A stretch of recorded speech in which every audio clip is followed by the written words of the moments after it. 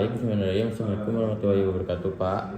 Iya, dok. Perkenalkan, nama saya Dr. Muhammad Audin Alkami yang bertugas di klinik persalinan pada siang hari ini ya, Pak. Baik, Pak, sebelumnya izin saya untuk identifikasi terlebih dahulu untuk namanya, Pak. Asep Dadang Supriyadi, Lalu untuk usianya, Pak. 50 tahun. Lalu untuk alamatnya, Pak. Di Jalan Gadok Banjarmasin, Kabupaten Bandung, Asli Sunda, Pak. Sunda. Baik, Pak, sebelumnya sudah menikah? Sudah tapi cerai, Pak. Oh, cerai. Sudah ya, Pak, berarti sekarang. Lalu baik, Pak, selanjutnya di sini nanti saya akan melakukan pemeriksaan fisik ya, Pak, yang dimana nanti itu akan ada sedikit tidak nyaman, namun saya akan meminimalisir ketidaknyamanan tersebut. Apakah Bapak bersedia? Bersedia, dok. Baik. Lalu untuk yang pertama-tama kita lihat inspeksi terlebih dahulu. Punten ya, Pak, untuk dibuka. Iya, dok. Jangan lupa nih. Lalu kita inspeksi terlebih dahulu, amati penampakan umum pasiennya. Apakah dia itu tampak tenang, meringis, atau ketidaknyamanan, atau mencengkram perutnya. Selanjutnya kita lakukan inspeksi sebelah kanan pasien, yang dimana dari konturnya dia itu datar atau distensi, atau dia itu menonjol atau cekung. Lalu apakah ada benjolan atau ada basah. Selanjutnya kesimetrisan dinding abdomennya. Lalu untuk di umbilicusnya kita lihat apakah dia itu menonjol atau tidak. Selanjutnya di gerakan peristaltiknya dan pulsasi aortanya. Selanjutnya kita lihat dari inspeksi kulit perut, yang dimana kita lihat dari warnanya apakah dia itu warnanya normal atau emas, pucat atau kuning. Kita lihat juga apakah dia itu ada bekas luka atau tidak. Selanjutnya apakah dia itu ada striae. Lalu apakah dia itu ada dilatasi vena, ras, atau akan adanya ekimosis. Selanjutnya kita auskultasi, yang dimana kita menggunakan stetoskop minimal selama 1 menit, yang dimana kita dengarkan apakah bising ususnya itu dia itu normal, meningkat, atau hilang atau turun. Dan karakteristiknya itu kita cek juga apakah dia itu normal, metalik sound atau tidak. Lalu kita dengarkan apakah ada bleed vaskular atau tidak. Selanjutnya kita perkusi, yang dimana boleh Pak untuk menekuk lututnya. Lalu selanjutnya kita perkusi di bagian kanan atas, yang dimana dia itu dal karena dia itu ada hepar. Lalu di bagian kiri atas dan kuadran bawah.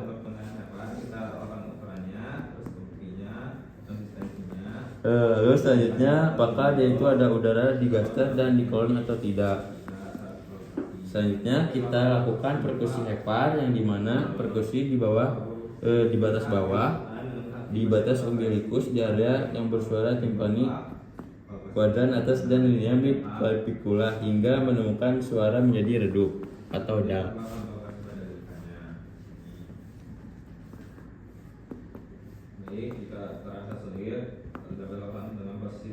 Selanjutnya perkusi batas atas, yang dimana untuk perkusinya itu secara horizontal dari puting susu ke bawah pada garis mid clavicula, dari suara sonor hingga menemukan suara dal.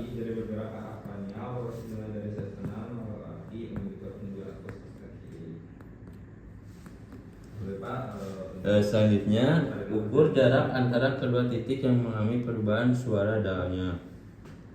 Selanjutnya kita perkusi pada bagian limpanya, yang dimana untuk perkusi dari akhir sonor paru kiri ke batas kosta di linea axillaris anterior. Kemudian kita periksa untuk asitasnya, apakah terdapat asitas atau enggak dengan perkusi dari umbilicus. Selanjutnya perkusi dinding dada kiri di linea midclavicula ICS 6 ke arah lateral. Dari CS 6 ke arah lateral. Benar ya, Pak?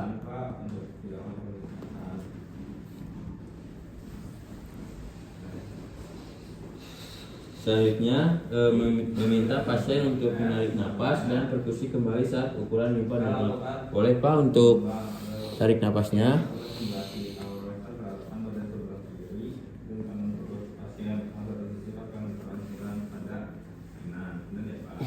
Selanjutnya sudah Pak.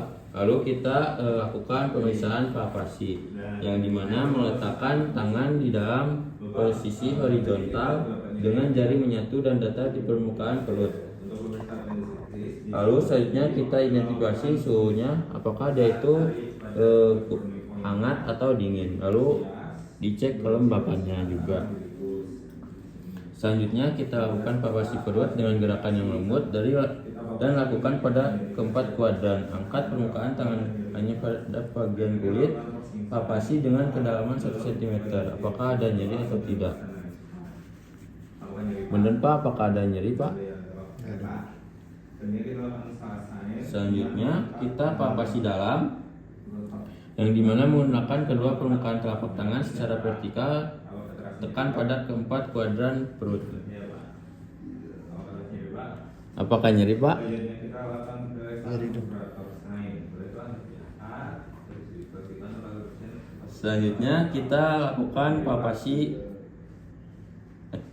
Kita identifikasi terlebih dahulu apakah dia itu ada massa, yang dimana jika ada massa kita tentukan lokasinya, ukurannya, bentuknya, konsistensinya, lalu ada rasa nyerinya, pulsasi, dan apakah bergerak jika pendapat atau saat ditekan. Lalu selanjutnya kita palpasi HEPAR, yang dimana pasien berbaring rileks dengan menekuk kedua tungkai. Pak untuk diketuk kedua tungkainya dan meletakkan tangan kiri sejajar ICS 11 dan 12 posterior dan meminta pasien untuk rileks pada tangan pemeriksa. Boleh Pak untuk rileks. Lalu tangan kiri menekan perut kanan atas agar HEPAR terlebih mudah teraba. Boleh Pak letakkan tangan kanan di atas perut dan dengan jari membentuk sudut 40 derajat. Sama palpasi minta pasien inspirasi dan boleh Pak untuk tarik napas, turun napas Pak. Lalu selanjutnya kita lakukan palpasi lobus kanan, yang dimana palpasi dimulai dari regio iliaca kanan dan meminta pasien tarik napas saat pasien inspirasi dan jari ditekan ke bawah.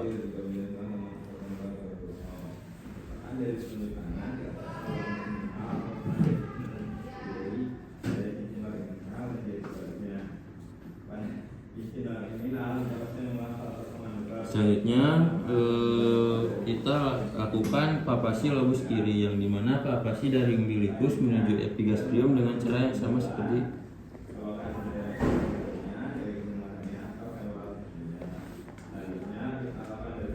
ini ya Pak.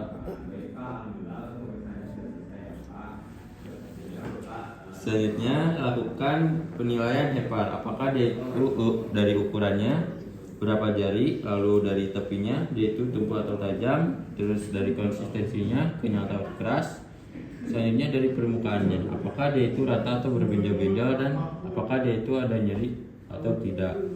Selanjutnya kita lakukan palpasi limpa, yang dimana kaki pasien tetap fleksi, lalu tangan kirinya itu menopang kosta ke kiri bawah. Punten ya Pak. Lalu selanjutnya palpasi dengan tangan kanan. Punten ya Pak. Lalu selanjutnya jika sulit maka pemeriksaan bisa dilakukan dengan posisi lateral ductus ke sebelah kanan.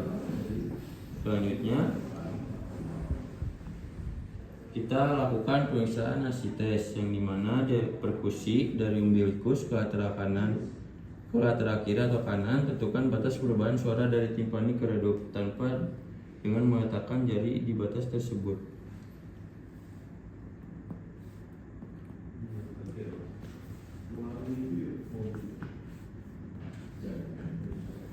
Selanjutnya meminta pasien miring ke arah kontralateral dari jari penanda tunggu 30 sampai 60 detik. Boleh Pak untuk miring terlebih dahulu, lalu lakukan perkusi kembali dari daerah yang telah ditandai dan tentukan apakah ada perubahan suara dari tumpul ke timpani.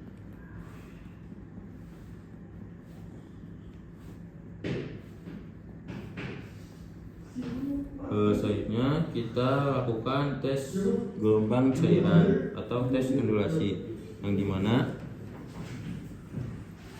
tangan pemeriksa diletakkan pada sebelah kiri dan kanan perut pasien, tekan satu sisi dan rasakan getaran cairannya pada tangan yang berlainan. Jika positif, maka terasa akan adanya cairan. Selanjutnya kita cek dari appendicitis, yang dimana kita tanyakan kepada pasien atau minta pasien untuk batuk dan melihat dimana nyerinya terasa terjadi. Boleh Pak untuk batuk?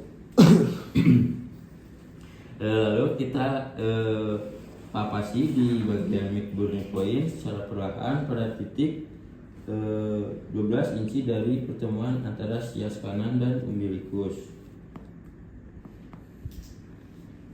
Lalu kita identifikasi tahanannya, kekakuanan, dan nyeri lepas. Lalu kita lakukan Robsing sign, yang dimana tekan dalam dari kuadran kiri bawah perut, kemudian lepaskan dengan cepat. Kemudian Pak, apakah ada nyeri? Lalu kita lakukan persuasive sign, yang dimana kita letakkan tangan pada lutut kanan pasien dan meminta pasien untuk menaikkan paha. Dan Pak, apakah ada nyeri Pak? Ada dulu.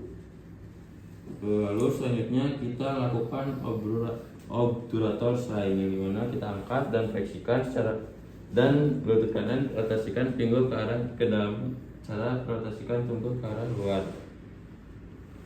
Lalu apakah ada nyeri Pak? Ada dulu. Ada. Selanjutnya kita lakukan pemisahan hernia inguinal. Boleh Pak untuk meminta membuka pakaiannya di area inguinal dan kita menggunakan sarung tangan. Lalu kita lihat jika ditemukan adanya benjolan, kita inspeksi dan tentukan warna dari tonjolannya, apakah ada kemerahan atau tidak, lalu lokasi dari penonjolannya, dan apakah terdapat pembekalan pada kulit atau tidak. Lalu kita palpasi juga benjolannya, apakah ada nyeri, konsistensi, apakah dia itu padat atau cair. Lalu selanjutnya jika terdapat strotum, maka lakukan tes transluminasi dan apakah di dalam benjolannya itu mengandung isi atau tidak. Lalu kita arahkan pendek ke suatu bagian bawahnya. Selanjutnya coba untuk mengurangi ukuran benjolannya itu secara manual dengan menggunakan jari, dimulai dari bagian cincin luar inguinal atau bagian terbawah dari tonjolan ke arah atas atau cincin dalam inguinal. Maka jika gagal, jangan dilanjutkan. Proses ini dikatakan berhasil jika benjolannya itu dia hilang dengan atau tanpa Google sound. Selanjutnya meletakkan jari telunjuk kanan di atas saluran inguinal atau letakkan jari kanan atau kiri pada cincin luar inguinal dan jari sebaliknya pada cincin dalam inguinal. Selanjutnya kita meminta pasien mengulang falsafah manuver, yang dimana merasakan apakah ada benjolan yang keluar dari cincin inguinal tersebut atau tidak.